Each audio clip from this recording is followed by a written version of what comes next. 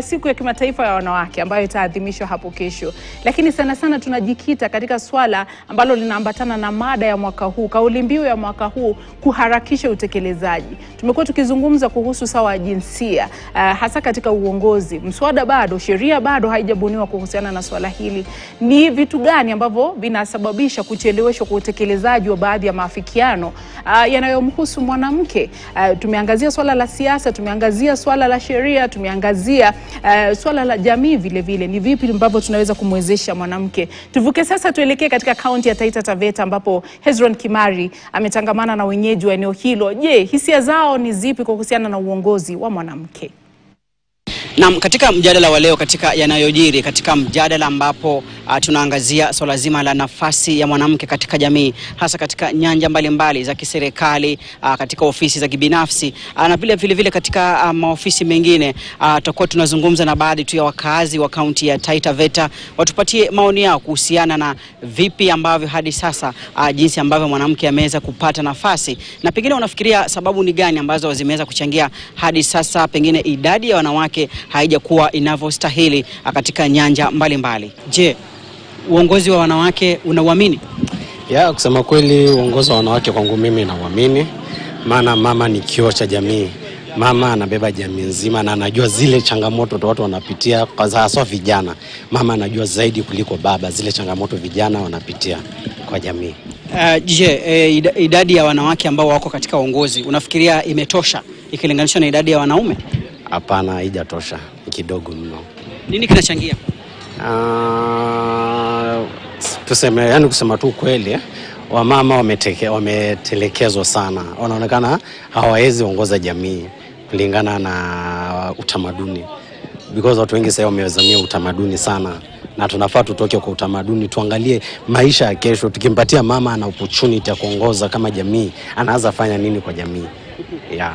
So wewe binafsi pengine ukiulizwa kati ya mwanaume na mwanamke, nani ungeweza kumpatia nafasi ya kazi ama licha ya vyeti? Mimi napea mwanamke. Mwanamke anaweza keti chini akakusikiza, akasikiza shida zako na akazitatua kuliko mwanamume. The societal norms ati kuna kazi ya wanawake na kazi ya wanaume. For example, kuna hizi kazi kama CEOs wa companies. Wanamani sasa hiyo si kitu kubwa, lakini mwanamke akikuwa CEO wa kampuni kuanza kumtafutia makosa. Tuseme anazaje kuwa CEO, she doesn't have time with the family. Things like that do discourage young girls and most women from pursuing fields dominated with men. So unafikiria kunafaa kufanyika aje? Solution ni gani ndio hiyo gap iweze kuwa bridged? Kwa sababu if at all hiyo itaendelea, inamaanisha wanawake wengi watakosa nafasi katika sehemu mbalimbali.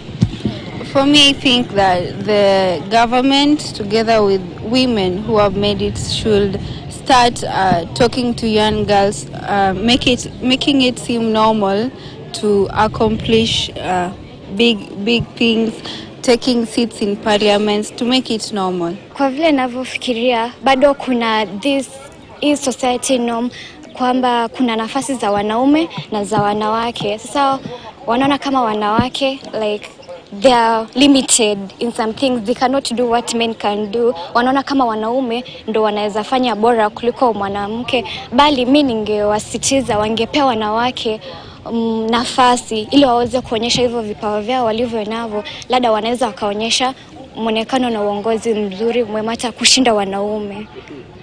Na unaamini kwamba mwanamke anaweza pia mwenzake nafasi?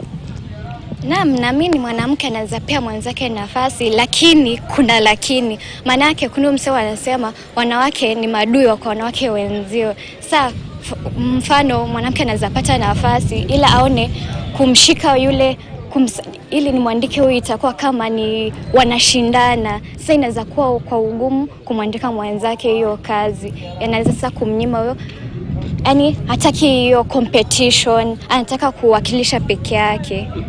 Unaweza shauri vipi wewe kama msichana ambaye unakuwa sasa kuingia katika sekta mbalimbali, pengine unaweza shauri aje wale wengine ambao kwa mbeleni wafanye nini ndio nyinyi mkiwa huku nyuma mwanze kupata nafasi nzuri katika ofisi kubwa kubwa?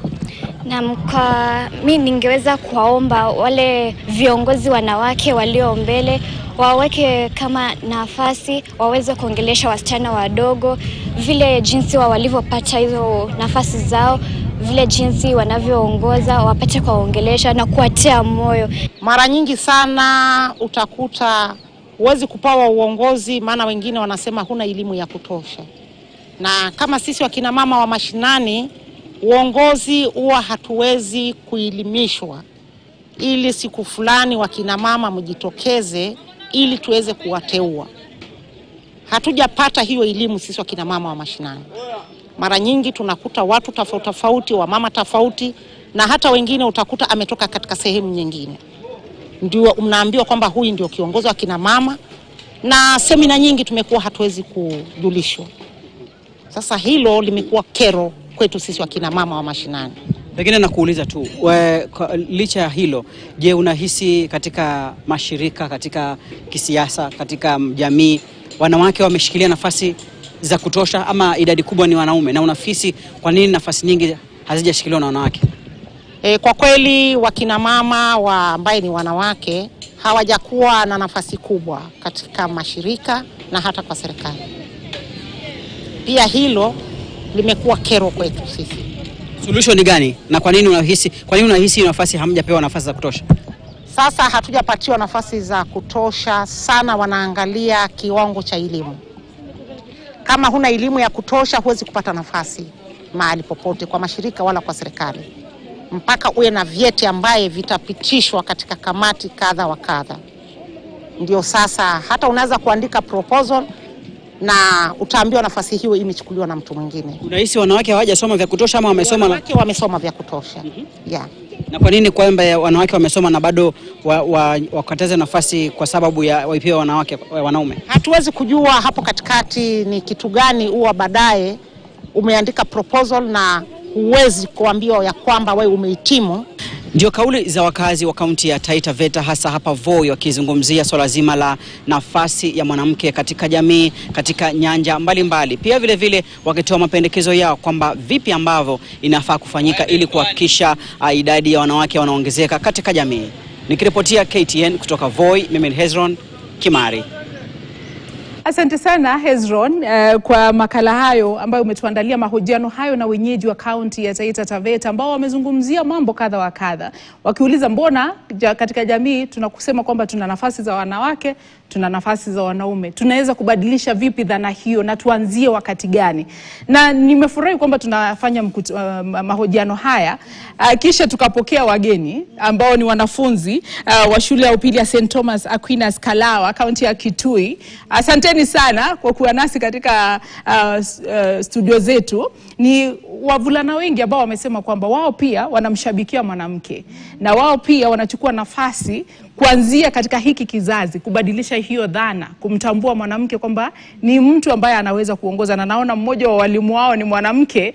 Kwa hivyo nasema asante sana kwa vijana hawa ambao wamekuja katika studio zetu na kushabikia kwamba mwanamke pia ana nafasi, na natumai kwamba katika kaunti ya Kitui wataeneza hiyo gospel kwamba ni lazima tuheshimu nafasi ya mwanamke. Kwa hivyo ni wanafunzi ambao wametutembelea leo St. Thomas, asanteni sana. Na mzidi kushabikia mwanamke katika society. Nyinyi ndio tunategemea kwamba mbadilishe hiyo dhana, si ndio? Kwamba mwanamke aheshimiwa. Asanteni sana kwao na walimu wao katika ziara yao katika shirika la Standard Group. Vile vile mtazamaji, umeona katika runinga yako picha za moja kwa moja kutoka KICC ambako tunatarajia kwamba viongozi watakuwa wakitoa mwelekeo wa kisiasa na ndoa ya kisiasa baina ya ODM na Kenya Kwanza. Tumeona viongozi tofauti katika ukumbi huo, wakiwemo magavana Stephen Sang pale namuona, tumemwona gavana Waiguru na wabunge, maseneta na magavana wengine. Viongozi wa Kenya Kwanza na ODM sasa hivi wako katika chumba kile ambacho wananong'onezana sana, kushauriana na kubadilishana mawazo kabla hawajajitokeza kutoa mwelekeo. Mmeona ndio wale pale wamefika, na ndio sasa tulipokuwa na hawa wanafunzi vile vile nikajiuliza, mara nyingi wanasema kwamba nafasi ya vijana pia ni lazima isikizwe na itumike katika mabadiliko. Vijana hawa wamesema kwamba wako tayari kuwa katika huo mstari wa mbele. Tunatarajia kwamba nafasi ya vijana bado inazingatiwa katika maamuzi kama haya. Laura. Shukran Zubeida, na ni muhimu sana tuzungumzie kuhusu jukumu la mabadiliko la vijana katika nchi yetu. Mwaka uliopita tuliona ujasiri ya majenzi vile waliweza kujitokeza kwa mstari wa mbele kupigania haki zao, na ninaona na ninatumai tukiendelea kukuza afya ya akili ya vijana zetu, majenzi, majenalfa, maendeleo itaweza kuharakishwa na kwa upesi, na pia tutazidi kuvuja vikwazo ambazo zimeonekana kwa miaka mingi zilizopita. So hatuwezi kosa kuzungumzia uvumbuzi, yani innovation ambazo vijana wameweza kutuonyesha jinsi tofauti ya kuweza kupigania haki za wanawake, haki za vijana na zinginezo. Na Esther, unaona viongozi wamekongamana pale KICC. Na tumeona mabadiliko mengi kuhusisha na lile Laura amesema. Vile vile pia ujio wa Gen Zs, vijana ambao wanataka kubadilisha taswira zima ya uongozi. Je, wale vijana vile vile wamepewa maarifa na ujuzi ambao wanahitaji kutoa maamuzi ya busara ambayo hayabagui? Kwa sababu walipokwenda pale katika maandamano walisema wao wako leaderless, wako partyless, wako tribeless, wako... Je, kweli wamewezeshwa kufikia kiwango kwamba wanapotoa maamuzi yao kwenye uchaguzi ujao vile vile wanazingatia usawa wa jinsia katika uongozi? Unaaminia kwamba hilo limebadilika? Na vile vile katika maamuzi kama haya ambayo tunatarajia yatolewe katika KICC, nafasi ya mwanamke imejumuishwa, nafasi ya vijana imejumuishwa? Unfortunately, wacha nianze na yale yako karibu kufanyika kule KICC. Niseme unfortunately, sifikiri watakuwa wanahesabu mahesabu ya jinsia, and that is why tunawaambia tafadhali, this is progressive action na wa accelerate action pia wao wenyewe. Ile tunaona na tumeona katika Jamhuri ya Kenya, mikutano kama hii, kama ile mkutano sasa unaenda kufanyika pale KICC, wanaangalia nguvu za kisiasa, regardless of women agenda, regardless of women power. Lakini ningependa kuwaambia ati wanawake penye tumefika, if they consider a woman, kama wakati tulikuwa na Madam Veronica Maina akakuwa Secretary General wa UDA. Tumeona juzi wakati Raila alikuwa kule African Union, tukaona ya kwamba kuna mama wa kule Homa Bay, Gladys Wanga, alikuwa anasema hata mimi naweza kuwa kiongozi wa ODM. So we really want to see women coming into the front line. Na tuseme ya kwamba Zubeida, wacha niseme hii, kuna kitu ingine ambacho tunaona ikienda vibaya katika jamhuri. Ati mwanamke akiwa pale katika uongozi kama Martha Koome, tunachukua vijiti na kila kitu, tunataka kumpiga yeye atoke uongozini. It is a shame as a country to the women of Kenya na the women of the world. Mwanamke kama huyo, mwanamke jasiri ambayo alijitokeza akasoma kuwa jaji na pia akahitimu, na pia akaenda akapatika kare Judicial Service Commission kama mwanamke na makaratasi yake, na akapita hiyo mtihani na akakuwa kama Chief Justice. Sasa anapigwa kwa nini kama mama? Kwa hivyo hiyo ni masuala ambayo tunataka iangaziwe sana. As a society, we must have faith in our women. We must trust our women. Shikilia kidogo tuvuke haraka katika ukumbi wa KICC, tuelezwe kinachoendelea. Mwanahabari wetu Dennis Aseto yuko pale anafuatilia, naona viongozi tayari washaanza kuingia ukumbini. Aseto, tueleze kipi kinajiri katika ukumbi wa KICC kwa hivi sasa, tutarajie nini?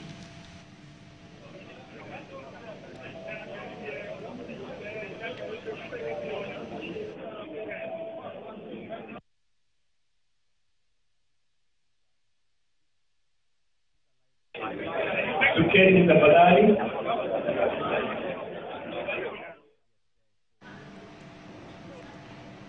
Naam, ni mkutano ambao umewaleta pamoja viongozi kutoka Kenya Kwanza na chama cha ODM. Tunaelezwa kwamba vinara wa vyama hivyo tayari wamefika katika ukumbi wa KICC ambapo wanatarajiwa kutoa mwelekeo wao wa kisiasa kuambatana na swala hili.